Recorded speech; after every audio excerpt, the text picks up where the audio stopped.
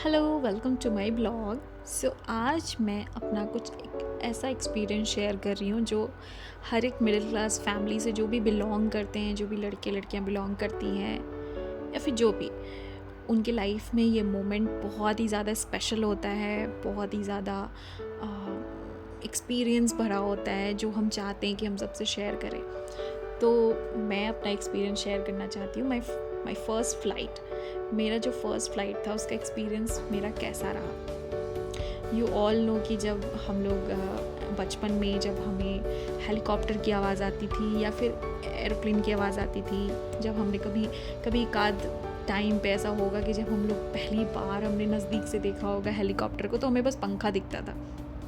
तो मुझे भी ऐसे ही लगता था कि जब मुझे आवाज़ आती थी मैं दौड़ के छत पे जाती थी कि यार हेलीकॉप्टर देखना है, हेलीकॉप्टर देखना है।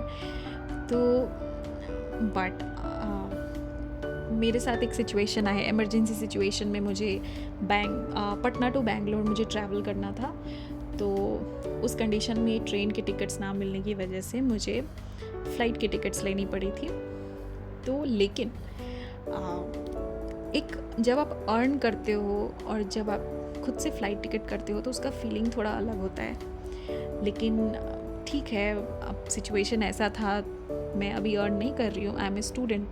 तो मेरे टिकट्स मेरे हस्बैंड ने की। अब कुछ लोग कहेंगे कि यार अब खुद का पैसा से करना चाहिए ये वो, बट मैं अर्न नहीं कर रही हूँ। इमरजेंसी सिचुएशन में ये करना पड़ा बिकॉज मैं तो प्रेफर करती हूँ ट्रेन टिकट्स ही।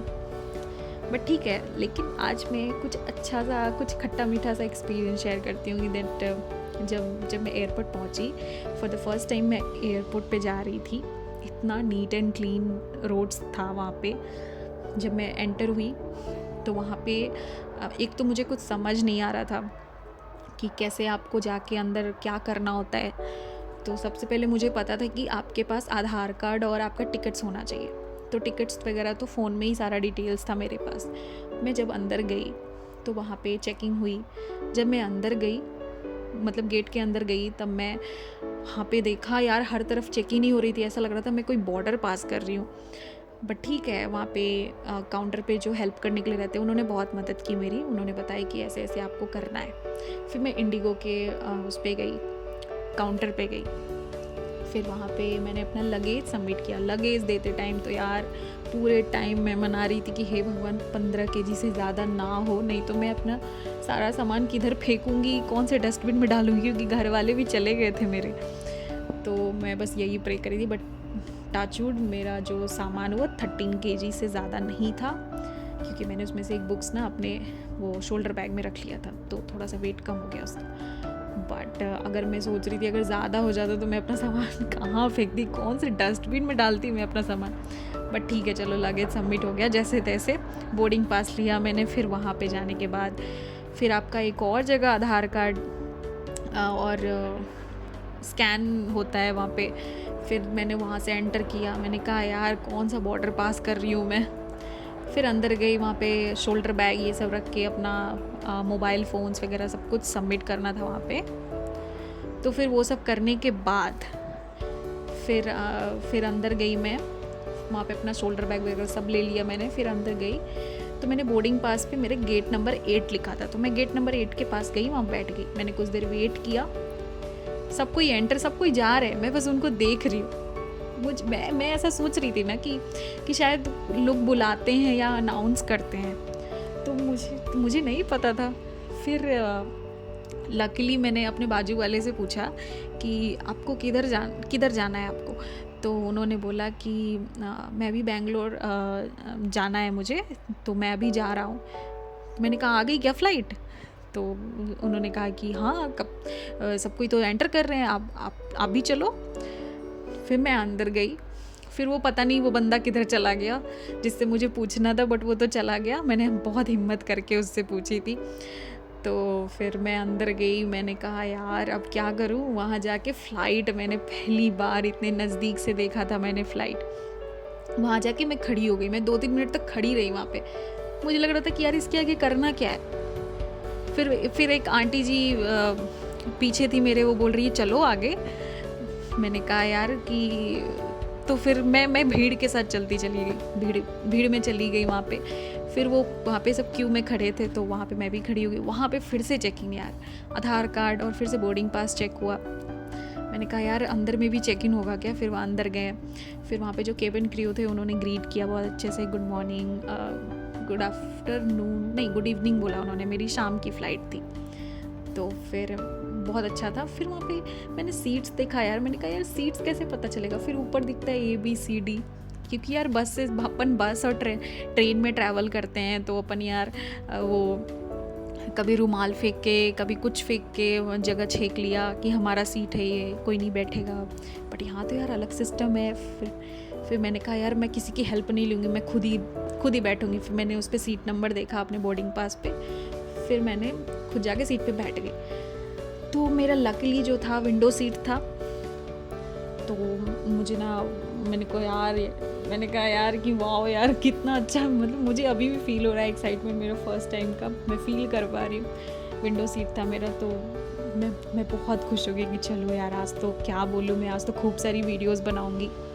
यहाँ पे जितने सारे आप वीडियोस देख रहे हो ये सारा मैंने उस दिन जग के बनाया था, बिकॉज मैं बहुत ज़्यादा स्लीपी थी, मैं थक गई थी उस दिन।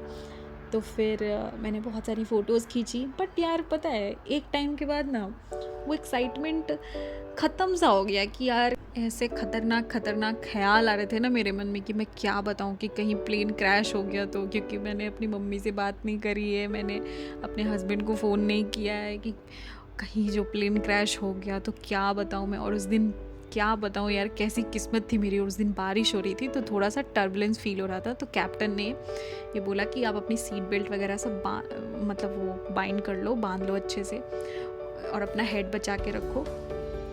तो फिर मैंने कहा यार हाँ, मुझे ना सीट बेल्ट भी बांधनी नहीं आ रही थी। मेरे बाजू में एक दीदी बैठी थी तो उन्होंने मेरी हेल्प करी। फिर मुझे ना भूख भी लगी थी तो मैंने सोचा कि चलो खा लेते हैं कुछ। तो फिर वहाँ पे इंडिगो की मैगज़ीन पड़ी थी तो मैंने उसको खोला। मैंने 2-4 पन्ने बाद मेन्यू मैंने देखा कि यार मेन्यू का जब मैंने प्राइस देखा तो मुझे लगा कि यार मेरे औकात से तो बाहर है ये चीज़। इससे अच्छा होता कि मैं बाहर से कुछ वड़ा पाव वगैरह ही खा लेती। 20 रुपये का वड़ा पाव आ जाता है या फिर कुछ भी ऐसा।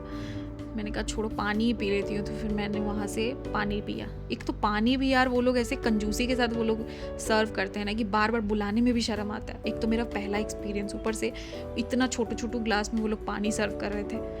मैंने कहा यार छोड़ो, इससे अच्छा कि हेड डाउन कर लेती हूँ। और हेड डाउन क्या करती, कान पे इतना प्रेशर बन रहा था मेरे। मैंने कहा कान में ईयरफोन थोड़ा लगाया मैंने, जिस कान पे कम प्रेशर था उसमें ईयरफोन्स डाला और मैंने 2 मूवी ख़त्म कर ली। तब तक तो मैं पहुंच गई थी, मैं लैंड कर चुकी थी। लैंड करने के बाद तो यार अपना ही एक्सपीरियंस था, अलग ही एक्सपीरियंस। मैं बैंगलोर एयरपोर्ट पे मैं लैंड हुई। मैंने कहा यार ये तो पटना एयरपोर्ट से भी ज़्यादा बड़ा है। मैंने कहा यार इसमें कहीं गुम हो गई तो क्या होगा फिर। मुझे नहीं पता था कि वो लोग बस से ले जाने को आते हैं, मतलब एग्ज़िट गेट पे आपको छोड़ते हैं। मुझे ये चीज़ नहीं पता थी। तो मैंने कहा यार कि चलो ठीक है। फिर बसेज आई, फिर हम लोग उसमें बैठे, फिर हमें एग्ज़िट गेट पे छोड़ा, फिर हम लोग बाहर गए। फिर इतना बड़ा था, मुझे लग रहा था कि कहीं गुम ना हो जाऊँ, कहीं किसी अदर गेट में ना घुस जाऊँ मैं। बट ठीक है, लकीली एग्ज़िट गेट पे उतरी मैं। फिर मैं अंदर गई, फिर मैं निकली बाहर।